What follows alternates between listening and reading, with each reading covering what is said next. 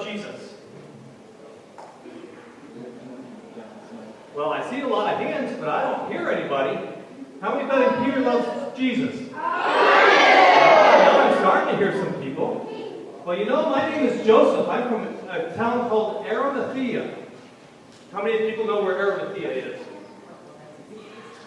Way, way around on the other side of the world. You've never been there before, have you? Well, I love Jesus too, but you know what? For years, I was like you all. I didn't even want to raise my hand though. I didn't want people to know. You know why? This is kind of strange. Because you see, I was a rich guy, I was famous, and I was also a very, very religious man. Now you would think a religious man, he would want people to know that he loves Jesus, right? But where I lived, religious people hated him.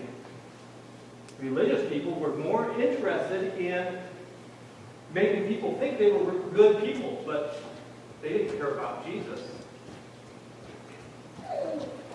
But when I first heard about Jesus, I got to thinking, you know, we're looking for a king.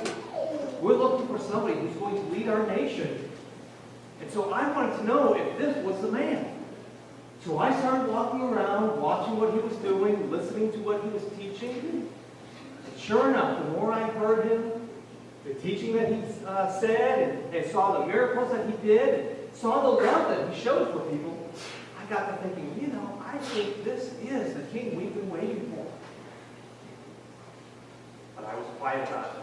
Because everybody around me, they would have made fun of me. They would have probably hated me too if I let them know that I was truly following Jesus. So I continued to watch quietly and follow quietly in the shadows. I watched as he fed thousands of people with just a handful of food. I watched as he healed sick people. I watched him raise some people from the dead. Exciting things that he was doing. But you know, as he continued ministering, there came a day when all the religious people around me were wanting to see him dead.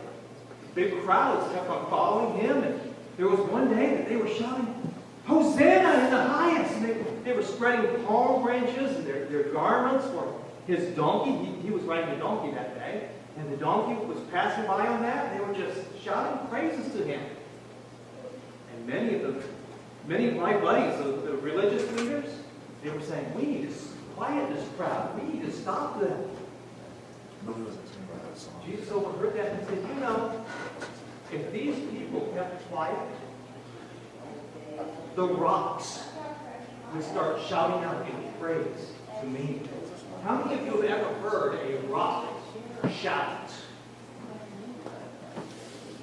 Pretty amazing, huh? Well, I got to thinking about that. If we're quiet, and then those rocks are going to be shouting out, I'm not sure that I want to hear that. So that started going over in my mind. Maybe I need to start being a little bit more upfront about the fact that I love Jesus. Well, you know, it wasn't a week later. A week after this huge crowd had been shouting praises to him, that the whole crowd seemed to change. You know what they were shouting now? "Crucify him! Away with him! We want this man dead." The same crowd. I couldn't believe it. I watched in horror as they took this man and beat him beyond recognition. Made fun of him. And then they had him drag his cross up the hill.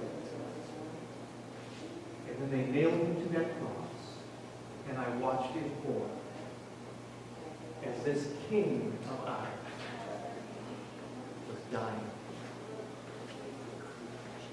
He said a lot of interesting words while he was on that cross. One of them, he prayed to God and asked God to forgive these people because they didn't know what they were doing. His final words that he breathed were, "It is finished." And when he said that, some amazing things happened. not only did he die, but when he died, there was this big curtain in the temple that was torn in half. Nobody touched him. Now that curtain was a curtain that symbolized that we couldn't go directly to God. And when that curtain Jesus is really saying,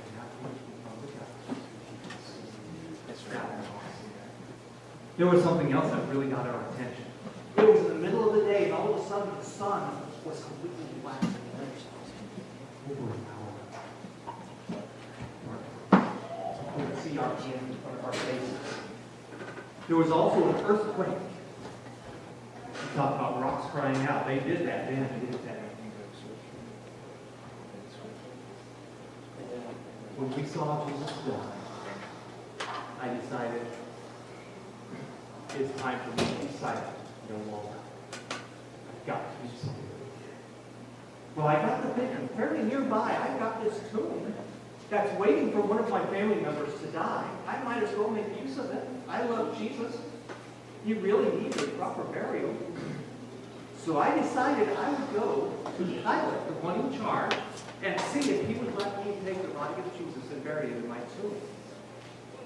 I also got to thinking, I'm going to need a little bit of help because that's pretty heavy.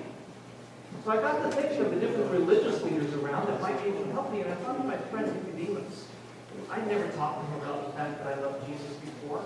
I didn't know how he'd respond, but I thought, I better go and ask him. You know what he said? I thought at first he was going to make fun of me. Well, he kind of chuckled. But then he said the reason why he was chuckling was because he loved Jesus too. He'd been silent all this time. Jesus had taught him that you must be born again. And he had done that very thing, but then he kept quiet. So he was glad to help him. And we took the body of Jesus. We put it into that tomb.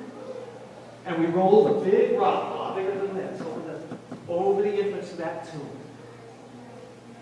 And you know what? There's a really exciting story I would love to tell you now, but I understand that I've got an interview with somebody today, so I need to be going. But I will tell you this. He's no longer dead. He did come back to life. Well, thanks for having me here. It's good talking to you. Remember, God rocks.